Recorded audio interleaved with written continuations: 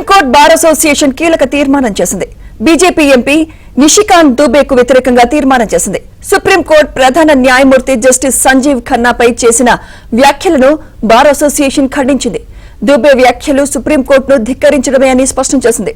భారత attorney general రాజ్యాంగాన్ని, న్యాయాన్ని రక్షించేందుకు బాధ్యత తీసుకుంటారని ఆశిస్తున్నట్లు బార్ అసోసియేషన్ ప్రకటన విడుదల చేసింది.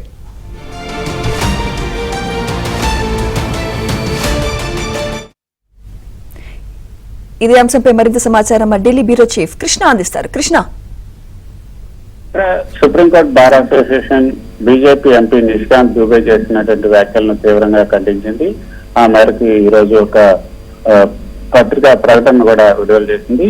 దుబే సుప్రీంకోర్టు అదేవిధంగా ప్రధాన న్యాయమూర్తి జస్టిస్ సంజీవ్ ఖన్నాపై చేసినటువంటి వ్యాఖ్యలు అవమానకరంగా ఉన్నాయి, అదేవిధంగా అవి హర్షణీయం కూడా కాదంటూ ఈ యొక్క ప్రకటనలో స్పష్టం చేసింది.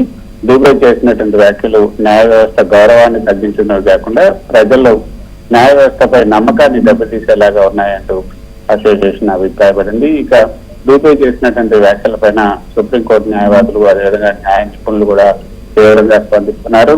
దుబే వ్యాఖ్యలు న్యాయ వ్యవస్థ స్వతంత్రకు హాని కలిగిస్తాయి, అదేవిధంగా రాజ్యాంగ వ్యవస్థపై ప్రజల విశ్వాసాన్ని దెబ్బతీసేలాగా ఆయన వ్యాఖ్యలు ఉన్నాయి.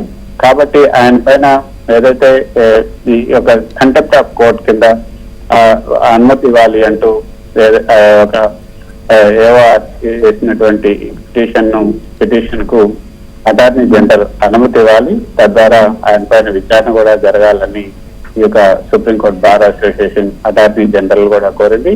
అయితే సుమిత్ర, బీజేపీ అధ్యక్షుడు జేపీ నడ్డా మాత్రం దుబే చేసినటువంటి వ్యాఖ్యలు పార్టీ అధికారిక అయినటువంటి అభిప్రాయం కాదు, ఆయన చేసినటువంటి వ్యాఖ్యలకు పార్టీకి ఎటువంటి సంబంధం లేదు, పార్టీ న్యాయ వ్యవస్థను గౌరవిస్తుంది, ఇలాంటి వ్యాఖ్యలు చేయకుండా జాగ్రత్త వహించాలని పార్టీ సభ్యులందరికీ కూడా సూచిస్తున్నామని ఆయన చెప్పడం జరిగింది.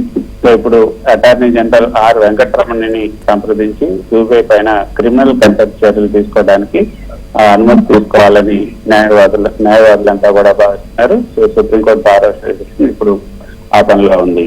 Sumitra, right, thank you Krishna.